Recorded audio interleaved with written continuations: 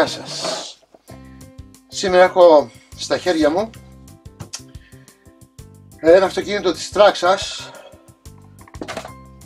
το Rustler, ένα 4x4, ωραίο αυτοκινητάκι με έξυπνες λειτουργίες, με gyro πάνω, brushless 4x4 κλπ. Τέλος πάντων, μέσα σε όλα τα έξυπνα που έχει αυτό το αυτοκινητάκι έχει ένα κουμπάκι εδώ, αυτό εδώ, το οποίο όταν τρέχει το αυτοκινητάκι και μας τουμπάρει, προκειμένου να πάμε από κοντά να το φέρουμε στα ίσια, αν είναι μακριά μας, πατάμε το κουμπάκι αυτό και με το gyro που έχει μέσα δίνει εντολή στις ρόδες να γυρίσουν έτσι ώστε να το επαναφέρουν ξανά στη θέση του. Το δοκιμάσαμε, άλλες φορές το έκανε, άλλες φορές δεν το έκανε. Παίζει να έχεις και δυνατή μπαταρία, τουλάχιστον 3S μπαταρία πάνω, για να έχουν δύναμη οι άξονες να δουλέψουν. Αλλά με τις δοκιμές που κάναμε διαπιστώσαμε ότι οι άξονες είναι ευαίσθητοι πολύ. Οι άξονες είναι πλαστικοί, τα αξονάκια αυτά είναι πλαστικά. Είναι πλαστικά με μεταλλικά, με τους μεταλλικούς σταυρούς μέσα. Τέλος πάντων, αυτό εδώ πέρα είναι που συνδέεται στο διαφορικό και αυτό εδώ πέρα είναι που συνδέεται στη ρόδα. Εάν προσέξετε καλά εδώ,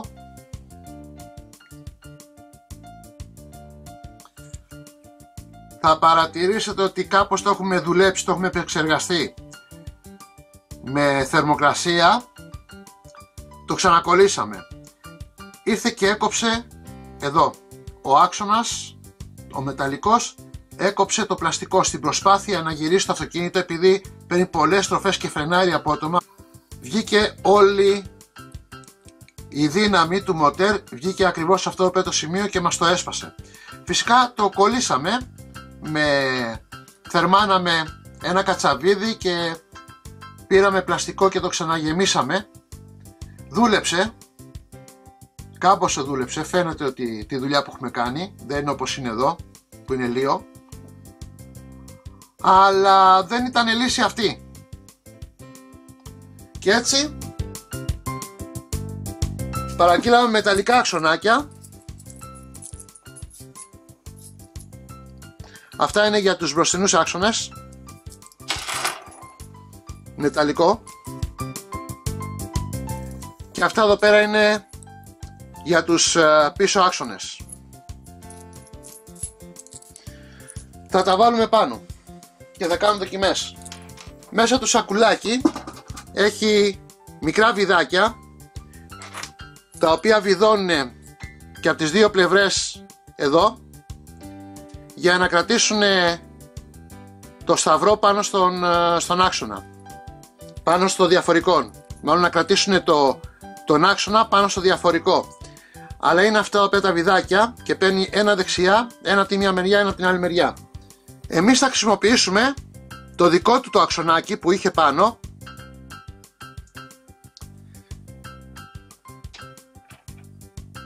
και πέρναγε στον άξονα,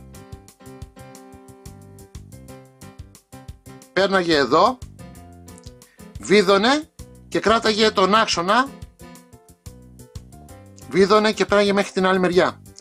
Εμείς θα το χρησιμοποιήσουμε αυτό με τη μόνη διαφορά ότι εδώ βίδωνε σε πλαστικό, δεν έχει κάποιο είδους κόλλα πάνω το βιδάκι. Εμείς, επειδή θα το βάλουμε σε μεταλλικό και με τους κραδασμούς θα λύνεται, θα του βάλουμε και λίγη κόλλα σπυρωμάτων στο σημείο εδώ πέρα όταν έρθει η ώρα να το σφίξουμε.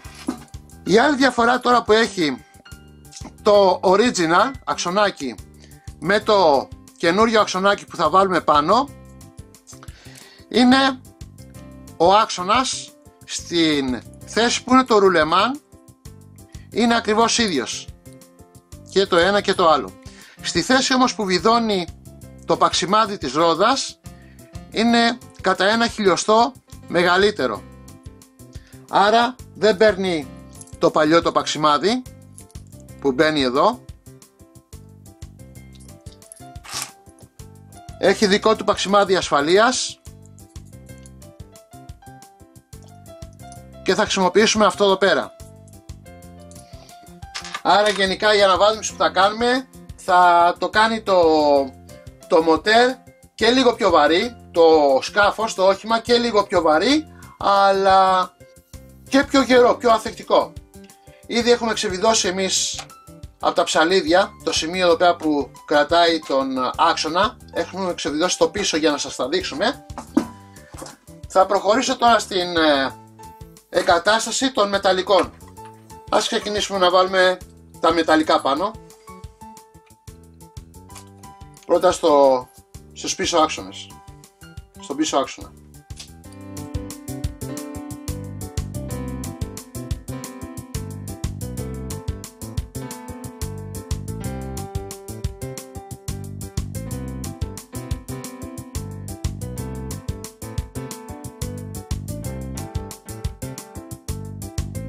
Βάλαμε μια σταγόνα κόλλας πυρωμάτων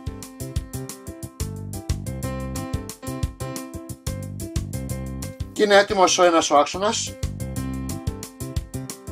και μια σταγόνα κόλλας πυρωμάτων και στο άλλο πυράκι.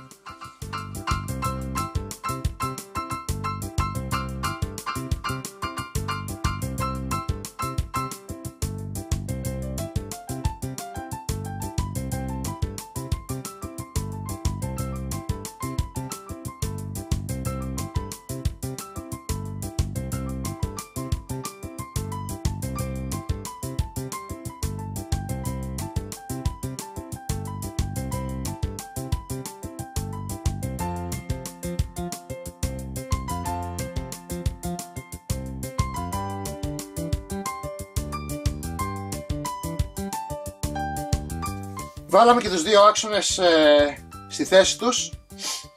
Έχουμε χρησιμοποιήσει τους σπύρους που είχε τους παλιούς, δεν βάλαμε τα μικρά τα πυράκια τα δικά του και είναι έτοιμο να βάλουμε τις ρόδες.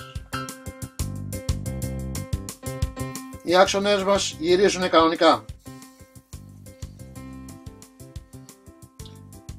Με τα ψαλίδια δουλεύουν κανονικά και είμαστε έτοιμοι να βάλουμε τις ρόδες. Πάμε να λύσουμε και τα μπροστινά τώρα. Προσοχή τα πινάκια, τα μικρά στα αξονάκια που μπαίνουν εδώ. Προσοχή, μεγάλη προσοχή. Χρησιμοποιούμε ένα κατσαβίδι γιατί είναι πλαστικά αυτά τα παξιμαδάκια και είναι σχεδόν κουμποτά πάνω στα αξονάκια αυτά.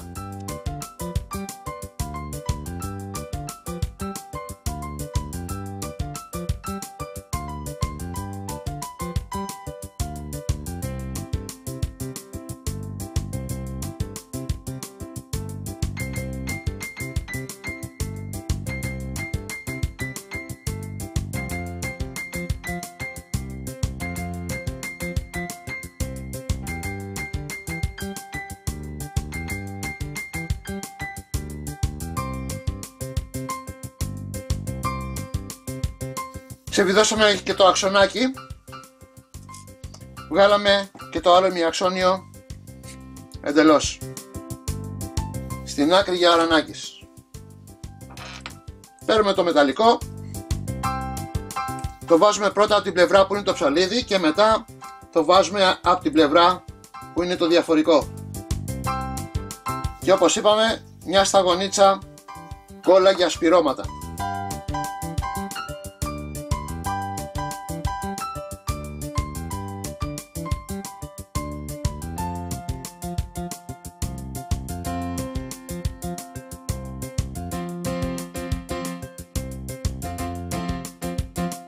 Οι άξονες έχουν μπει στη θέση τους και τώρα προχωράμε στη συναρμολόγηση.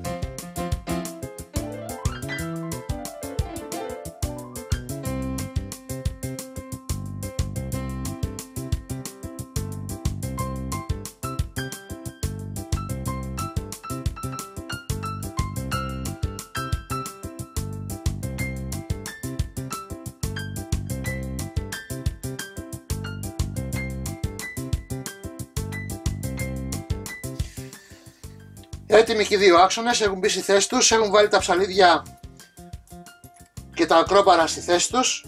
Τους παλιούς τους βάζουμε στην πάντα για ώρα ανάγκης. Δοκιμάσαμε το σέρβο ότι στρίβει ωραία. Και μένει τώρα να βάλουμε τις ρόδες στη θέση τους.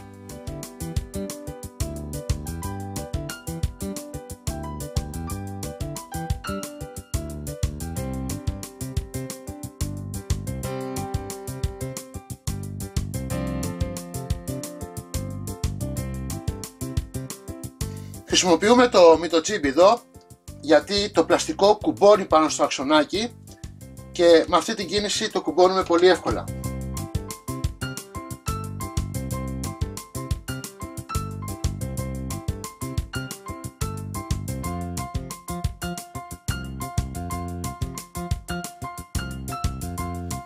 Βάλαμε τους μεταλλικούς μας άξονες, βάλαμε τα παξιμαδάκια του άξονα στη θέση τους και τώρα πάμε να βάλουμε τις ρόδες μας.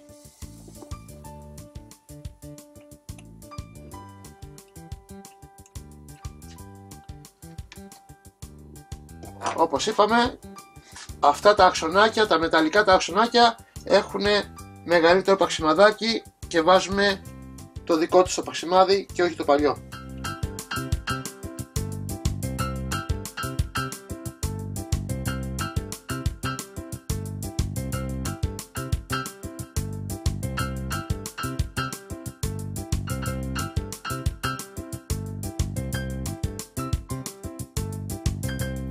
Μεταλλικοί άξονες, όχι πλέον πλαστικοί, δεν φοβόμαστε μη σπάσει, δεν τραβάει τίποτα άλλο ζόρι, πετυχημένη η αλλαγή μας, όλα δουλεύουνε, το δοκιμάζουμε και έξω.